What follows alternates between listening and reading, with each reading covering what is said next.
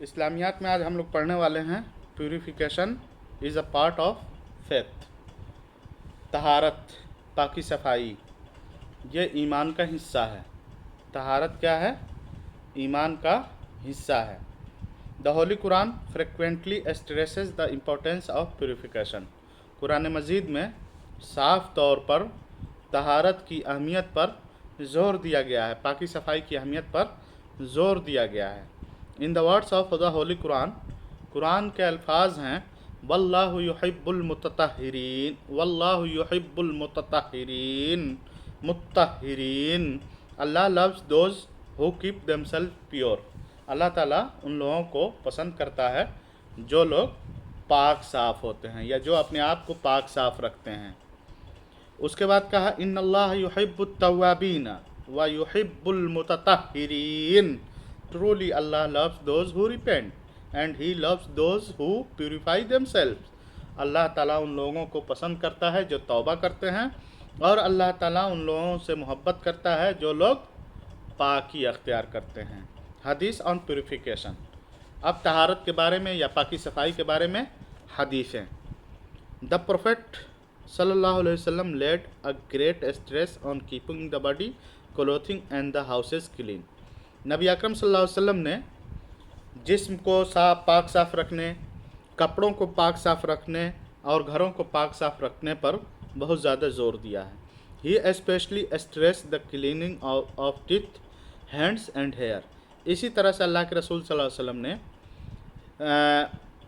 दांतों, हाथों और बालों को साफ़ रखने पर ज़ोर दिया है।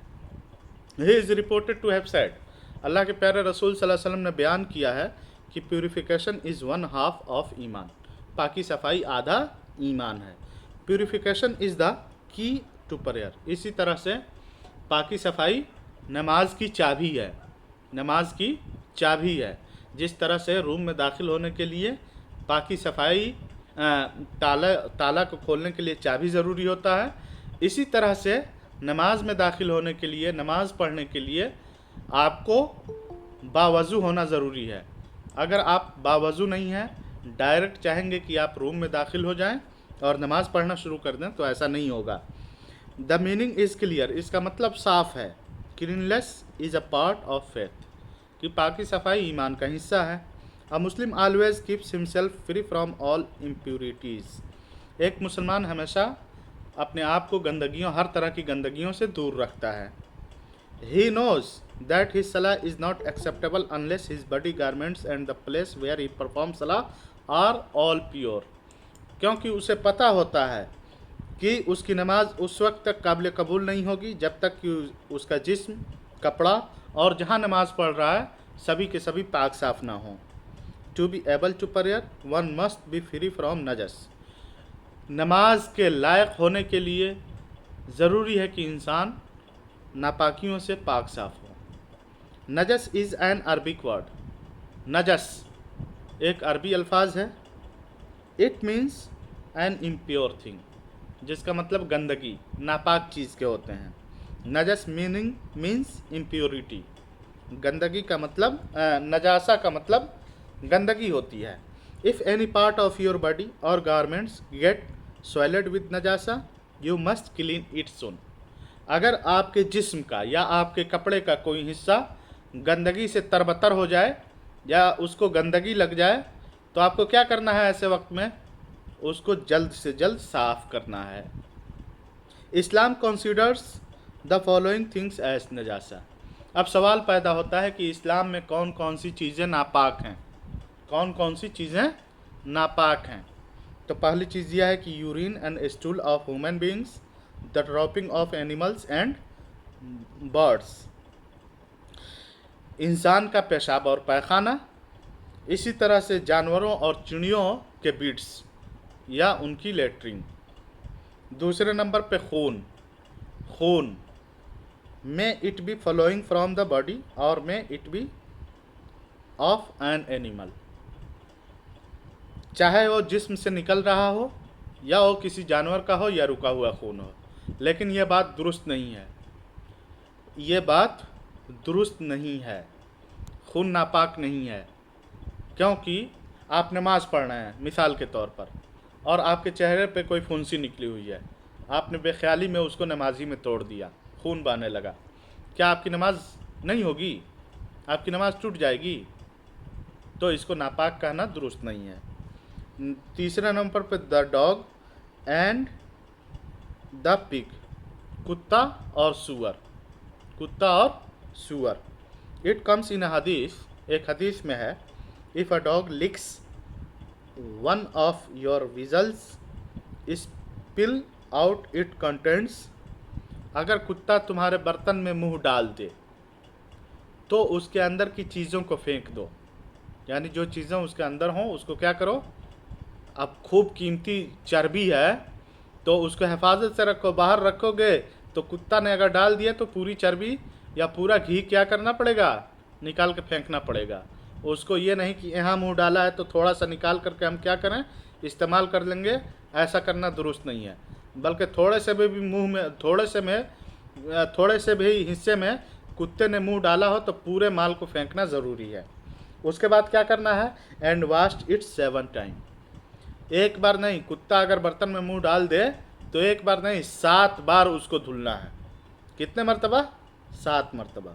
Once of which should be with clean sand, और एक बार ज़रूरी तौर पर साफ मिट्टी से उसको धुलना है, यानी 6 मरतबा पानी से धुलना है और 7वें मरतबा क्या करना है, मट्टी से धुलना, मिट्टी से धुलना है।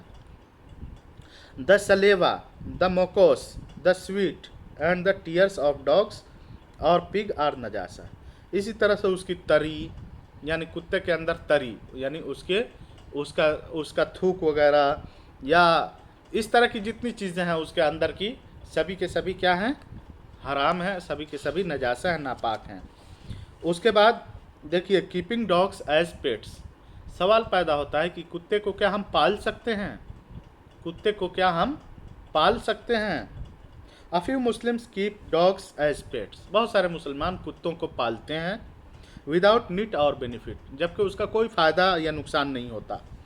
This was forbidden by the prophet, इसको अल्लाह के रसूल सल्लल्लाहु अलैहि वसल्लम ने मना किया है। कुत्ता पालना इस्लाम में जायज़ नहीं है, ठीक है ना। बहुत बड़ा गुनाह है कुत्ता अगर कोई शख्स पालता है, अपने घर में कुत्ता रखता है तो कभी भी फरिश्ते उसके घर में नहीं आते हैं।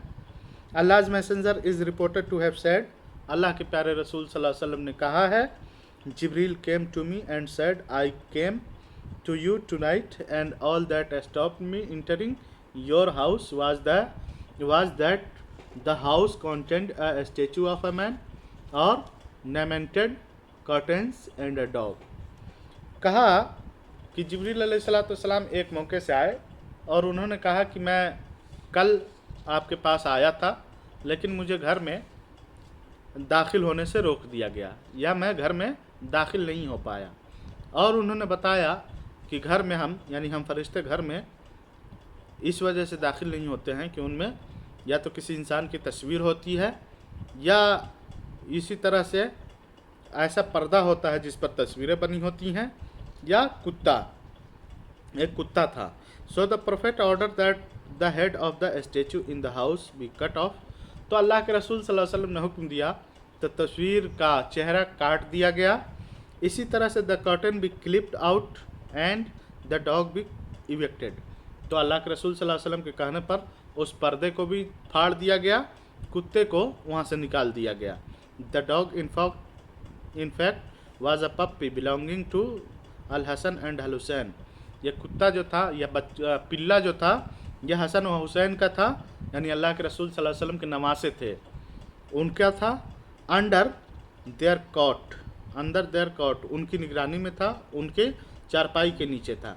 इस्लाम permits keeping of dog for reason of hunting, gardening homes, cattle or crops. हाँ, 3 वजूहात हों, 3 असबाब की बुनियाद पर आप कुत्ते पाल सकते हैं। कौन कौन से काम हैं? एक ये कि आप शिकार करने के लिए कुत्ते पालें, शिकार क्योंकि बहुत तेज़ दौड़ता है ना कुत्ता, तो आप इसलिए कुत्ता पालें कि वो आपके शिकार में हाथ बटाएगा, या अपने घरों की निगरानी के लिए, जानवरों की निगरानी के लिए, या फसलों की निगरानी के लिए। अगर इन कामों के लिए आप कुत्ता पालते हैं फिर तो दुरुस्त है, इनके अलावा अगर दूसरे कामों के लिए कुत्ता पालते हैं तो ऐसा करना आपके लिए किसी भी सूरत में जायज़ नहीं है।